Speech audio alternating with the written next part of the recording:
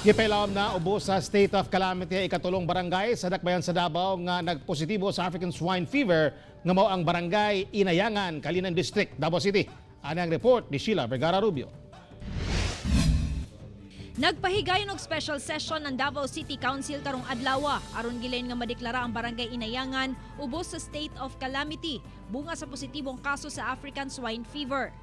Ang Inayangan sikbit lamang sa barangay Lamanan nga usa-usab sa tulo ka barangay sa Davao nga dunay positibong kaso sa ASF.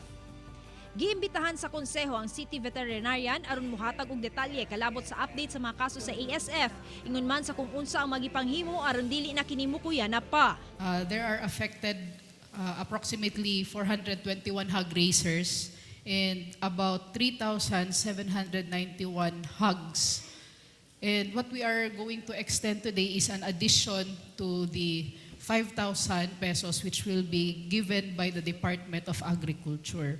The affected 5 puruks, the total population is 913 hogs owned by 76 farmers, and the average weight per head is 80 also, at the farm gate price of 90. Giaprubahan usab ang pag-alokar og pondo nga 32 million pesos sa kagamhanan alang sa indemnification sa mga baboy nga ipailawom sa kaling.